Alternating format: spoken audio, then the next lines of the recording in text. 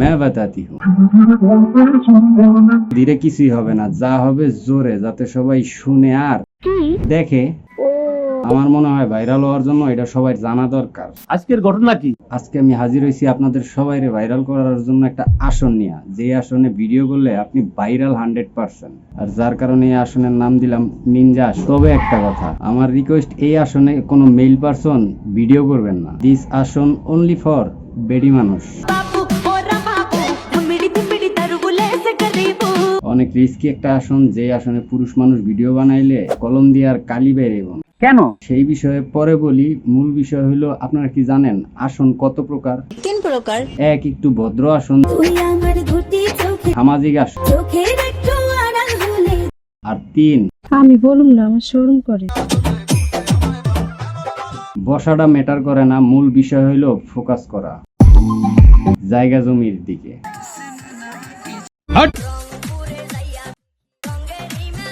লগে তো আপনার ঠ্যাং দুইটাও, ওই দেখ, ঠ্যাং দুইটা ছড়াই দিয়া মাঝখানে বটি নিয়া তরি তরকারি কাটাকুটি করা ছাড়া তো আর কিছুই করতে দেখতেছি না। ওই দেখ, ছেলেরা অনেক খারাপ। আরে বাপরে, ঘিসলিন হাটে জায়গায় লাগানো যায়। বর্তমানকাল, ভবিষ্যৎকাল, অতীতকাল। দেখেন দেখেন, খালি ভিডিও বানানোই না, আমি কাটাকাটি যতই করি, ওনাদের তো শিক্ষাগত যোগ্যতাও আছে। আমি কি একটা প্রশ্ন করতে পারি? বলো বাবাজি। অনেক কষ্ট আর রিস্ক নিয়ে ভিডিও বানান, যদি বটি আপনার দিকে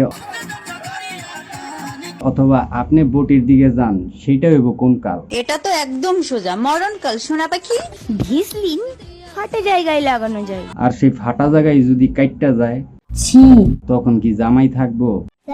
কোন ছেলে এত রিস্ক নিয়ে ভিডিও বানাইলো, ভিউ তো হইবই না, উল্টা যদি দুর্ঘটনা ঘটে। সর্বনাশ। कैसा लगा मेरा मजाक? বিয়ে আমি করবো না। আমার তো মনে হয় স্বাভাবিক সুস্থ মস্তিষ্কের কোনো মানুষ পাগল ছাগল বিয়া করবো, কিন্তু আপনাকে মতন সেলিব্রিটি বিয়া করবো না। পাগলের তো খালি মাথায় সমস্যা, আর আপনাকে তো শরীর ভরা প্রতিভা সমস্যা। আবার লাগিয়েও ফাটানো যায়।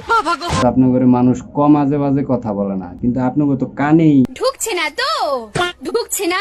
ঢুকবো কেমনে? আপনারা তো সব আরে মাতাল, আমি ব্র্যান্ডের মাল। ঢুকবে কিভাবে? হালকা করে থুতু দিয়ে।